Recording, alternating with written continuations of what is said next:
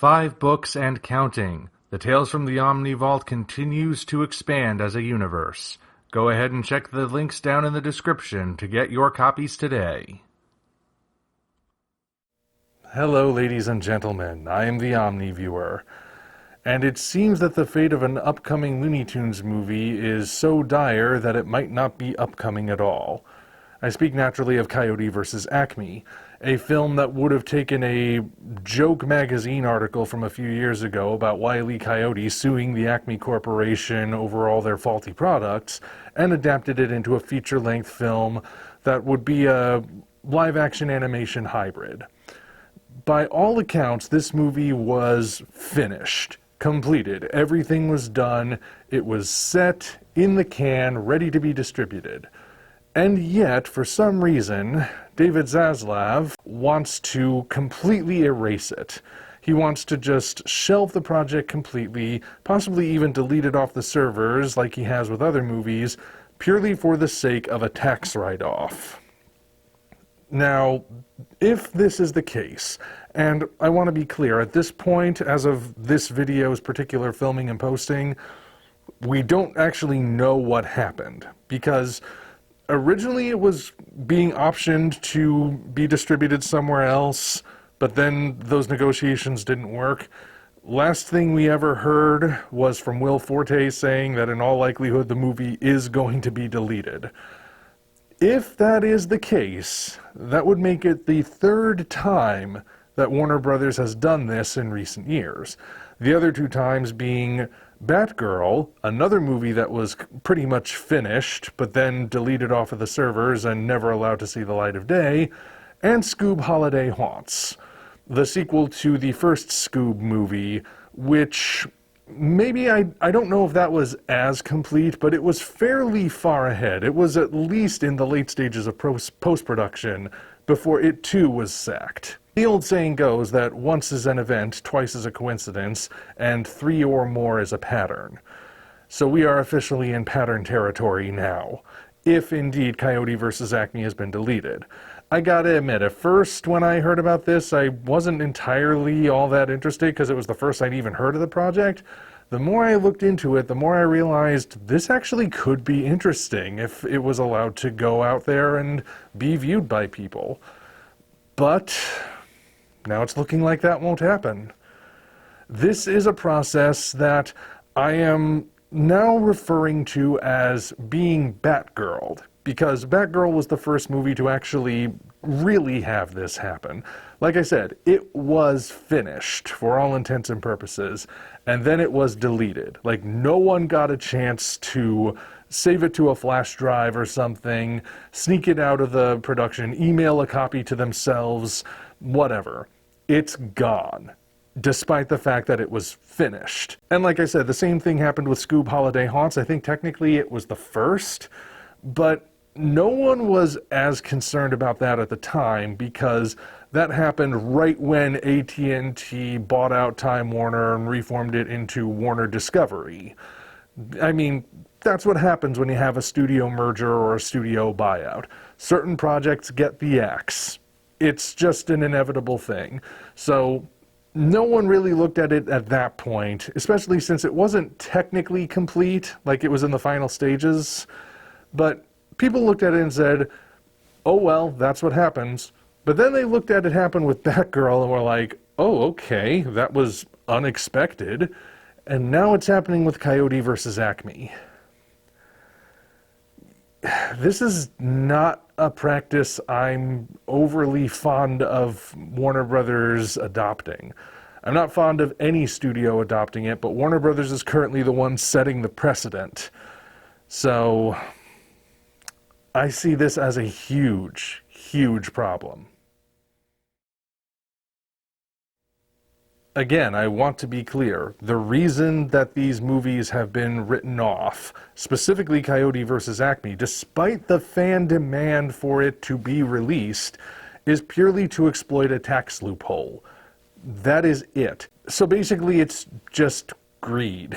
I mean, it's not even for that much based on what I've read, but all things considered, that is the primary reason. And just to make it even worse, Apparently, David Zaslav hasn't even seen Coyote vs. Acme. He's just kind of canceling it sight unseen.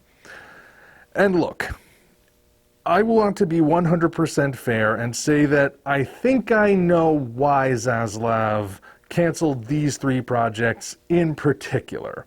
With Scoob Holiday Haunts, like I said, that was axed during the merger. That's what happens. Why that one specifically? You could say it's because that even though the first Scoob movie did well in the short term on streaming, it didn't do as well long term. It kind of wound up being forgotten. Not to mention that once people started going back into theaters, studios remembered just how much money they actually make in the theaters as opposed to streaming. So he probably looked at the first movie and wrote it off as a financial failure based on that, if I had to guess. With Batgirl, the official word was that the movie did not fit the vision for DC movies going forward. Whatever that movie was going to be like, it was not what they wanted DC movies to be in the future. So, rather than let it out into the world and see what happens, like they did with The Flash for some reason, despite all the crap surrounding that one, instead they just destroyed it, obliterated it, sent it into the void. With Coyote vs. Acme, I suppose you could look at it and say that there was another recent Looney Tunes movie that was an animation live-action hybrid, that being Space Jam: A New Legacy. And I suppose, even though it's not Looney Tunes, you can also count the recent Tom and Jerry live-action hybrid movie as well, which weren't all that well received themselves. So, with Coyote vs. Acme being another film in that vein, he probably figured he didn't even need to see it because he knows how those other 2 movies did. So if they didn't work, why would he believe this one would work?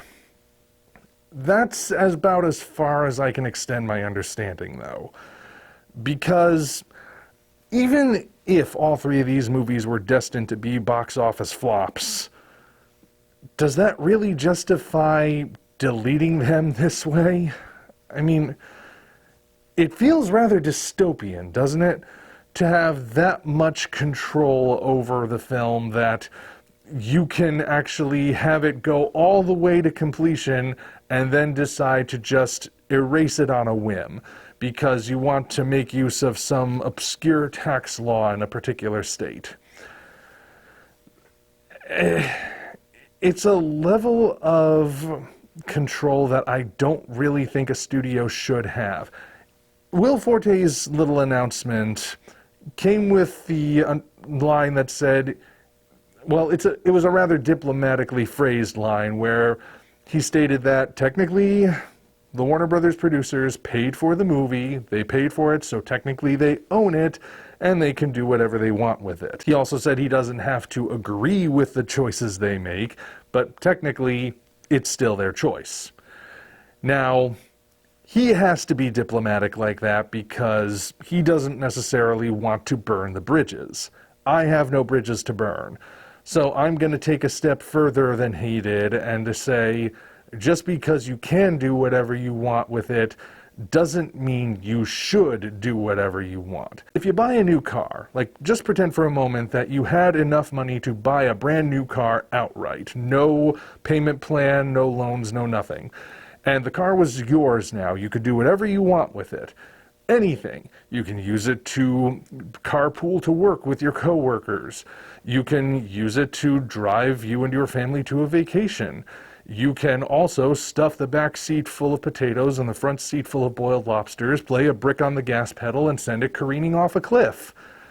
One of those choices doesn't make you look like a responsible car owner. Similarly, the idea that these producers can pay for a movie, have it be made all the way through, and then just spontaneously decide to yeet the whole thing makes them look like very irresponsible producers. There's just no other way to look at it. They decided to throw money at something, have other people toil away, spending years of their lives making something that, by all accounts, they really cared about, especially with Coyote vs. Acme, and then at the last second say, actually, that was all for nothing. We're just going to take this, crumple it up into a little ball, and flush it down the toilet. Thanks anyway, though. That doesn't paint a picture of a studio that actually cares. At least it doesn't care about the work it's putting out. It doesn't care about the movies, the stories, the actors and the directors and the cast and crew and everything. All it cares about is the financial gain of the handful of people who are signing the checks. What kind of studio is that? You know, honestly, I'm surprised that it's Warner Brothers that's doing all of this. I'm amazed Disney didn't do it first. Not that Disney hasn't deleted stuff. Recently, it deleted that Willow sequel reboot series from Disney+, although the key difference there is that the Willow series actually was released. It was released, it failed miserably, so they decided, well, no sense in keeping this around anymore, and then they deleted it. I mean, I still don't necessarily agree with their choice to destroy it completely, and heaven knows they've also made a point of not uploading certain things to Disney+, like certain episodes of The Simpsons, for example. But, you know, at least they put Willow out there first. They didn't have the whole thing made and then decide to scrap it before it could be released. Although, I also have my suspicions that Bob Iger is reading all of these headlines about Warner Brothers axing projects left and right after they've already been completed, and when he finishes reading, he thinks to himself, do we really need that Snow White reboot? I wouldn't be the least bit surprised if he follows suit with at least that movie, but who knows? The fact of the matter is, Warner Brothers is doing it, and by doing it, they are setting a bad precedent. Even if there are other studios that are looking at that and thinking it's stupid, which I'm sure there are other studios looking at it and thinking, maybe they're onto something. And just the fact that they're continuing to do it could spell disaster for Hollywood further down the line. It's just one of many things that are starting to pile up that could be a disaster for Hollywood down the line, but it's definitely not gonna help. I mean, a studio's entire reason for existing is to provide the financial backing for art to be produced in order to make a piece of entertainment, from a movie to a show to a cartoon to whatever the case, and have it be distributed out to the masses. Now, if a studio adopts the practice of paying for a piece of art to be made, only to take it, throw it into the fireplace, and say, oh well, Uncle Sam, guess you have to pay me for it because it didn't work out, then what is the point of that studio? There is no point, because it's not fulfilling its purpose. And yes, I know, it's only the 3 shows. There's still other stuff that they're going forward with. Obviously, they went forward with Dune Part 2. They're moving forward with Godzilla vs. Kong, because I don't think Toho will let them do otherwise.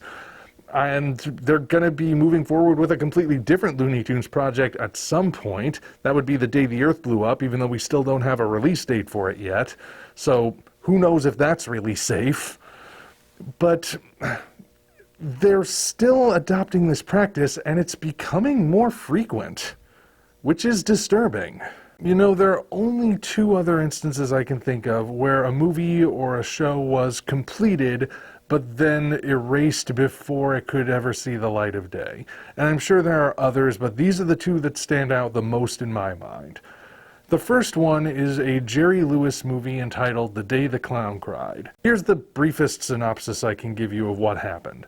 The movie itself was intended to be about a circus clown played by Lewis who was in Nazi-occupied Europe, and in order to keep himself from getting killed by the Nazis, he convinced them that he could somehow use his talents to their benefit. So they said, all right, we're going to send you to a concentration camp so you can use your clowning skills to lure the Jewish children into the gas chambers.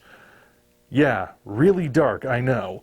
And like I said, the movie was going to try to be a bit more dramatic, showing this guy who made a Faustian bargain to save his own hide, and having the guilt steadily weigh down on him until it eventually reaches a very tragic ending. You can actually look up a whole synopsis of what the movie would have been like. So like I said, Lewis finished the movie, and he did a few preview screenings for people he knew, and pretty much all of them told him not to release it, because it did not land the way it intended. He was aiming for drama. He accidentally wound up making trashy exploitation instead. And if this movie was released, his career would be over. The critics would crucify him, perhaps literally. And even if they didn't, he would never direct again, never act again. All those charities he was attached to would either shrivel up or boot him out. He would be finished. So, he never released it. Recently, as in a few years ago, a tiny little bit of footage that's believed to be from that movie did make its way online. And that only fueled long persisting rumors that there is a copy of it out there somewhere that's probably being kept under wraps by the Lewis estate, but otherwise the movie has never been released, and again, barring certain rumors, probably never will, if there's even a copy out there to be released. The other example is an episode of Sesame Street that attempted to tackle the subject of divorce. Sesame Street, of course, has been known to tackle tricky subjects in the past, so they figured there's got to be some way we can do an episode that'll show kids what happens if their parents decide to split up and how they can handle it. They approached it with as much tact and care as they could possibly think of, just like they do whenever they decide to tackle a heavier subject. And then they ran a test screening for a child audience. That child audience was traumatized. They were severely distraught by the episode. It did not go over well. So the Sesame team got together and said, yeah, we can't air this. It'll be a disaster. We're just going to have to take the financial hit on this one, even though it's done, and we'll have to make it up somehow, I realize, but that's nothing compared to what might happen if this episode ever does get out there. So that episode was also shelved. I don't know if a copy survives, but again, if it does, there's probably a lot in place to keep it from being released. But do you notice what those two works have in common? They could have been actually damaging. Careers destroyed, audiences traumatized, all sorts of long-lasting negative consequences. Now, does that mean that erasing them, or at least potentially erasing them, was the best option? Short term, probably. Long term, who knows? The point is, there's a very clear reason why those two works were buried the way they were. And there are more understandable reasons than we just want a tax write-off, or just because we don't like the way it's going. So, yeah, it's not like this sort of thing hasn't happened before, but it was more justifiable back then with those other examples than it could ever be with these examples.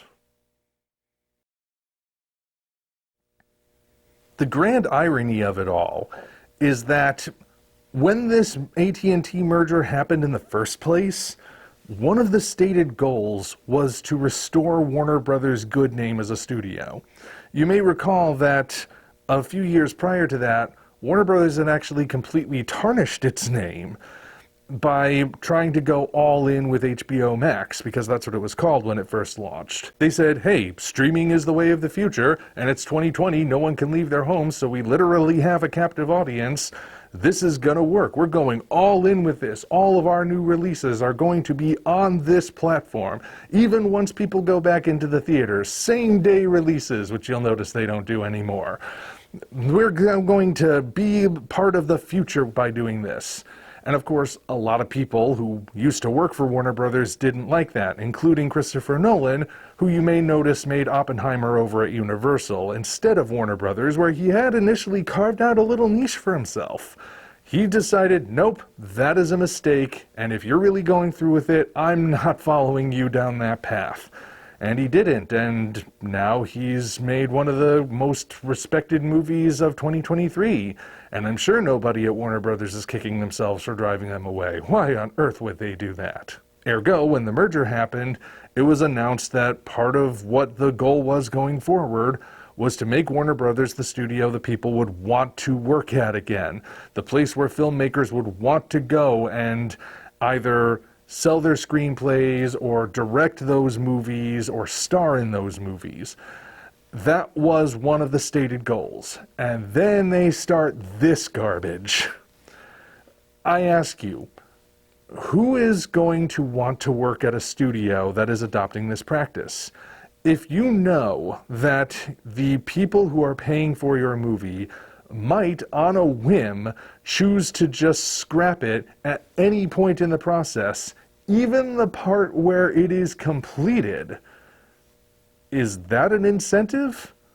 They're going to be driving more people away with this than they are bringing them in, which means either that initial statement was a bald-faced lie, or it was true, but it doesn't matter anymore now that they figured out what canceling movies can do to line their pockets. So this leaves me at a bit of a crossroads myself.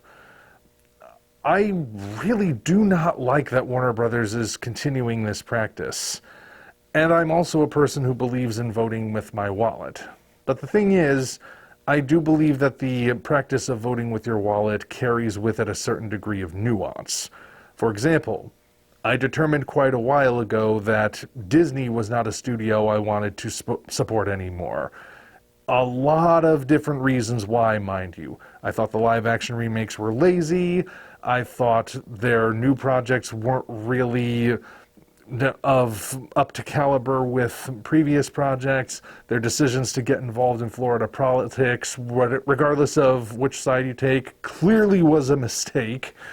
I just figured Disney's not worth it anymore.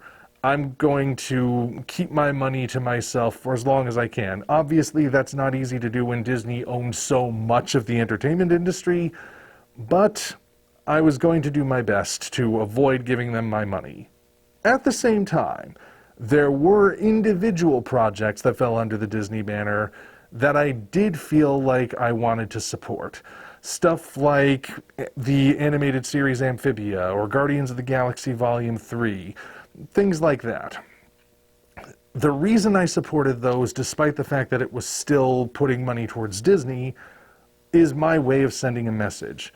For the most part, I am not giving them my money for most of these projects, but I am going to put money towards something that I think is worthwhile, and I'm going to spread the positive word about it if it does turn out to be worthwhile.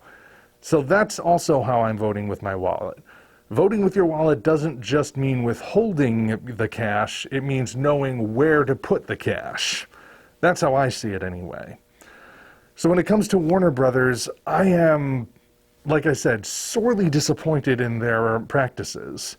That being said, there are still projects of theirs that I do think are worth supporting.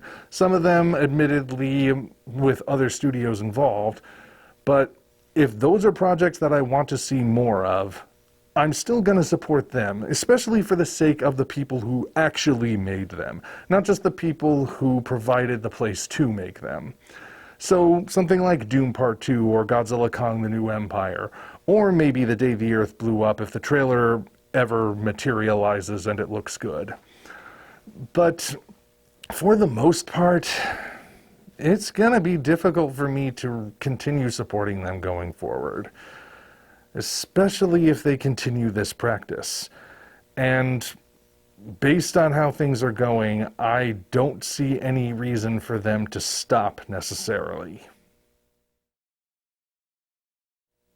You know, this whole thing is largely because the entertainment industry in America wants to go to the digital route and away from the physical route.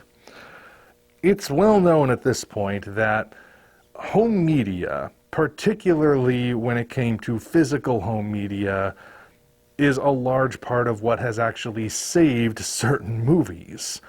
Like, movies that didn't do well at the box office could find a second life on VHS or eventually DVD and Blu-ray and 4K and whatever winds up coming next. In fact, during that time, studios were more likely to take risks on different projects because once they figured out how this whole home media market worked, They knew that just because something underperformed in the theater didn't mean it couldn't still make its money back on video.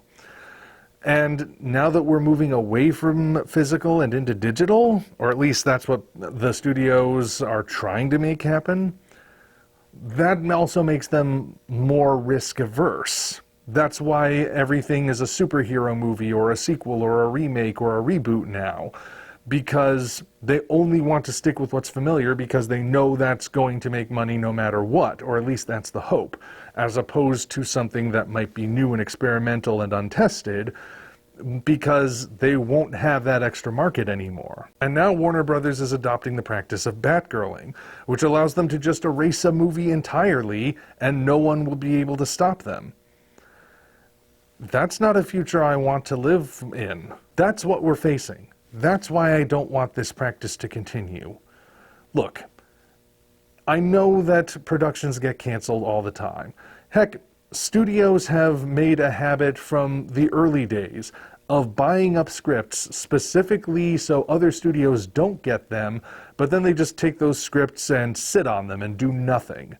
There's like a list released every year that updates you on what movies were technically bought by a studio but then never actually started. And, you know, that's frustrating. Make no mistake, that is a very frustrating thing. I also don't like that practice. But at the very least, I can say they didn't actually make the movies. They just bought the scripts with no intention of doing anything. Underhanded, yes. But they didn't buy the scripts, start the production, hire everybody, have those people make the movie, and then finish the movie, and then say, nope, out with it. It's a sadistic choice, sure, but I'd rather just see them continue their older practice instead of adopting this new one. Though, truth be told, I'd rather they not adopt it at all. I'd rather they actually go forward with these things. Like I said, at this point, nobody knows if Coyote versus Acme really has been destroyed, although there is some evidence to suggest it might have been. Hopefully, if that's the case, somebody managed to save a copy and they can just leak it onto the internet. I mean, clearly Warner Brothers doesn't want it, so just let it out there. I'm actually surprised that hasn't happened yet. I mean, other movies are getting leaked left, right, and center, and yet this movie seems to be buried so deep that it's practically in Pellucidar. Yeah, I'm hoping that this doesn't catch on. Even if Coyote versus Acme is beyond saving, I'm hoping that the backlash caused by its deletion, if in fact it has been deleted, will be strong enough that this practice changes. And if it doesn't, there's no reason to keep supporting a studio that continues that practice. That's my feeling anyway. Until such time as we meet again, this is the Omni Viewer signing off. Thank you all for watching. Now be sure to head down to the description to check us out on other platforms, as well as find links to the 5 current books in the Tales from the Omni Vault universe. Again, thank you all, and we'll see you next time.